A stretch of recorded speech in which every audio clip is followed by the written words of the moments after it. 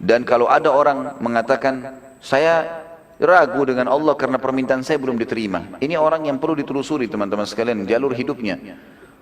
Loh betul, karena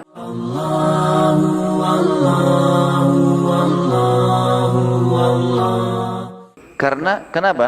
Karena dari semua permintaan kita, kalau kita rentetan hidup kita seharian, itu mayoritasnya Allah kabulkan loh. Contoh misal, bukankah kita tiap hari lapar teman-teman sekalian? Tiap hari lapar, baik tiap hari hilang nggak laparnya? Kalau enggak antum tidak akan hidup sekarang. Kalau kelaparan berarti sudah mati kan? Kita cuma bilang lapar, Allah langsung kabulkan. Tinggal mampir ke restoran, tinggal beli atau ada orang kasih, makan. Kita tiap hari haus, terpenuhi hausnya. Tiap hari kita capek, ngantuk, tidur. Kita pengen pakai baju, ini semua pakai baju. Tidak ada orang yang tidak pakai baju. Mayoritasnya orang semua pakai baju. Pakai baju, pakai sendal, punya kendaraan. Walaupun memang berbeda jenjang ekonomi mereka. Tapi kehidupan kita sehari-hari teman, mata kita butuh cahaya, hidung kita butuh udara, mulut kita butuh suara, telinga kita juga begitu. Kemudian tangan kita bisa menjamah, punya kepekaan, masih bisa memegang, dan seterusnya. Nikmat Allah yang sangat besar, banyak sekali. Gitu. Tidak terhingga. Kehidupan sehari-hari juga sudah membuktikan masalah itu. Mungkin kalau ada permintaan kita, minta agar dibukakan rezeki yang luas, misal, atau dibukakan, diberikan satu pekerjaan, atau dilunasi utangnya. Mungkin itu salah satunya, yang belum Allah kasih, bukan tidak dikasih loh ya. Belum Allah kasih. Tapi mayoritas kebutuhan kita sudah dipenuhi. Coba pekah memikirkan masalah itu. Kita kalau haus teman-teman sekalian, kemudian haus sekali. Lalu ada orang berikan kita air dingin. Lalu kita pasti, setelah kita minum, haus kita hilang. Terima kasih ya, kita terima kasih sama orang tersebut. Padahal orang itu buat apa sebenarnya? Dia cuma ambil air, dia kasih. Kita nggak berpikir lebih jauh. Orang ini yang sedang mengantarkan, memberikan saya, siapa orang ini? Siapa yang buat kulitnya? Siapa yang buat tulangnya? Siapa yang buat matanya? Siapa yang ciptakan orang ini? Siapa yang ciptakan air itu? Siapa yang membuat sistem ini ada? Saya punya rasa lapar, dia punya rasa kesian, saya punya rasa haus, dia punya, kemudian saya minum.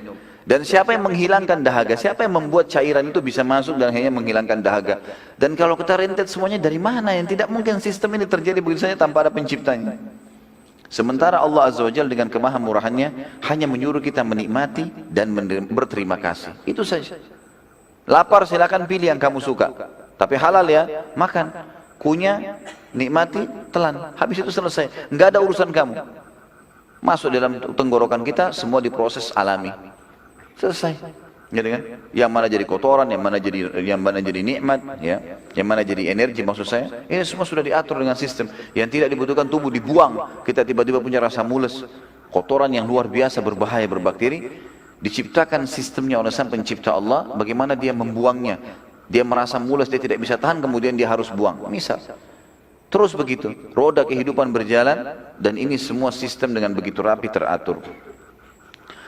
Kemudian dikatakan fasayudkhiluhum fi rahmatin minhu wa fadl. Yang artinya niscaya Allah akan memasukkan mereka ke dalam rahmat yang besar, rahmat di dunia diberikan karunia yang luar biasa dan di akhirat masuk surga. Dan limpahan karunia yang banyak, yakni Allah akan melimpahkan kepada mereka dengan rahmat yang khusus, lalu memberi mereka taufik untuk melakukan kebajikan-kebajikan dan memberikan pahala kepada mereka. Allah memudahkan dia hidup, Allah yang pandu dia mana baik mana buruk, Allah juga yang memudahkan dia punya energi, punya kesempatan, punya waktu untuk mengerjakan kebaikan dan mengejar apa yang telah Allah janjikan buat mereka. Sudah itu dikasih pahala yang sangat besar, gitu kan. Serta menghindarkan mereka dari bencana dan perkara-perkara yang tidak menyenangkan. Berapa banyak masalah yang kita hadapi dalam seharian teman-teman sekalian, yang kita berhasil lolos darinya. Kalau kita mau bicara masalah manusia ini, melindungi diri mereka repot sekali loh. Teman-teman yang suka pakai motor misalnya, kita jalan. Kalau helmnya tidak, mungkin kadang-kadang kita angkat kacanya, atau tutupan plastiknya, misalnya tutupan matanya kita angkat, maka terbuka, udara dengan sangat kencangnya kena ke wajah kita. Kira-kira teman-teman, ada jaminan kita nggak kena bakteri, kita nggak kena batu, nggak kena pasir? Tapi selama ini tidak ada masalah. Orang jalan. Dari mana kita bisa dapat jaminan teman-teman? Ini kalau ada racun misalnya di udara, terkontaminasi dengan udara, lalu dihirup oleh manusia, yang tiba-tiba dia bisa meninggal. Padahal kita ini hidup, jalan ke sana, jalan ke sini, semuanya terjaga sebenarnya, dengan rapi. Ya. Bagaimana manusia tidak memikirkan masalah itu? Allah subhanahu wa ta'ala melindungi mereka, menciptakan mereka, menyiapkan fasilitas buat mereka. Dan mayoritas yang mereka minta diberikan. Ada yang Allah belum kasih, karena Allah menginginkan dia lebih banyak memohon, lebih banyak merengek. Gitu kan. Cobaan pun kalau datang kepada mereka, lebih banyak nikmat daripada cobaan. Terbukti dari sepanjang hidup kita, teman-teman yang hadir di sini. Mana lebih banyak, kita sehat atau sakit? Lebih banyak kita sehat. Sakit itu jarang sekali. Ada orang sakit ya. Di akhir hidupnya mungkin, ataupun kalau sakit dalam setahun, tahun depan dia sakit flu, demam, seminggu. Tapi 365 hari yang lalu dia sehat. 1 tahun Allah SWT berikan nikmat. Kemudian lanjutan ayat, wa yahdihim ilaihi siratan mustaqima, dan dia menunjuki kepada mereka jalan lurus untuk sampai kepadanya, yakni memberi mereka taufik. Taufik maksudnya kemudahan untuk berilmu dan beramal, mengetahui yang hak dan mengamalkannya. Asal dia mau saja pelajari, Allah akan kasih dia. Saksi bahasan kita dalam surah An-Nisa 175 ada kalimat rahmat. Fasayudkhiluhum fi rahmatin minhu. Pasti Allah akan masukkan dan karunia kepada mereka rahmatnya. Yang lain adalah surah Al-Jathiyah ayat 30. A'udzu billahi minasyaitonir rajim. Fa ammal ladzina amanu wa 'amilus solihati fayudkhiluhum rabbuhum fi rahmati dzalika huwal fawzul mubin. Adapun orang-orang yang beriman dan mengerjakan amal saleh, yakin Allah ada lalu dia patuh dengan perintah. Amal saleh maksud dalamnya mengerjakan perintah atau meninggalkan larangan. Karena orang juga meninggalkan larangan termasuk amal saleh. Maka Rabb mereka, pencipta mereka akan memasukkan mereka ke dalam rahmatnya. Rahmat di sini, di dunia diberikan rahmat yang luas, diberikan karunia-karunia yang membahagiakan dia, dan juga di akhirat masuk surga. Itulah keberuntungan yang nyata. Teman-teman sekalian, kita tinggal patuh, kerjakan perintah, tinggalkan larangan. Kita nikmati saja. Tetap bisa makan, tetap bisa minum, tetap bisa segala macam, tapi lebih rapi. Sekarang ini, orang-orang di beberapa negara, termasuk saya dapat informasi di Jepang, dan saya waktu Ramadan yang lalu sempat diundang oleh KBRI kita ke sana. Itu ternyata orang-orang di sana juga banyak ya orang asli Jepang yang non muslim. Mereka kalau masuk dan mereka menemukan makanan kaleng ada label halalnya, mereka beli. Ada beberapa teman-teman kita sempat nanya dan menceritakan ke saya, kenapa anda beli ini? Dia bilang ini lebih terjamin dengan ada label halal. Mereka tahu kalau umat Islam itu hati-hati, pekah, nggak mau makan sembarangan. Maka mereka sendiri mengatakan itu lebih terjaga. Artinya orang beriman lebih terjaga, lebih sehat, lebih baik, dikontrol, dijaga oleh langsung pencipta langit dan bumi. Seperti juga makna kalimat teman-teman sekalian, yang selalu mengembalikan kita iman kepada Allah, sabda Nabi SAW, kalau Allah karuniakan kalian pemimpin yang zalim, dan dia memberikan kepada kalian hak kalian, maka terima kasihlah pada Allah, bersyukurlah kepada Allah. Dan hak kalian yang belum kalian dapatkan darinya, mintalah langsung kepada Allah. Kalimat mintalah langsung kepada Allah ini pengembalian seorang muslim dan menyadari kalau raja yang sedang memimpin dia, presiden atau siapa saja, ini manusia seperti dia, kebetulan saja berkuasa. Tetapi kalau ada kebutuhan dia yang belum dikasih, maka dia minta langsung kepada raja yang sebenarnya Allah. Makna kalimat ini adalah kalimat yang berbobot sekali. Artinya bertauhidlah kepada Allah. Saksi bahasan kita adalah Allah kalau dia beriman dan beramal saleh akan memasukkan ke dalam rahmatnya. Juga firman Allah Subhanahu wa taala dalam surah Al-Hadid ayat 28. Mengimani Allah ini ya, maksudnya Allah itu ada.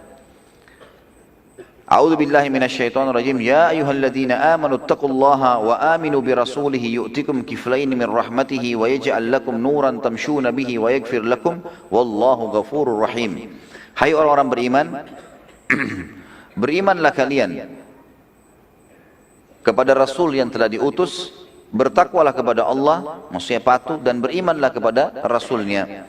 Niscaya Allah memberikan rahmatnya kepadamu 2 bagian atau dua kali lipat, dan menjadikan untuk kalian cahaya, maksudnya panduan agama, dengan cahaya yang kamu dapat berjalan dengannya di atas bumi ini.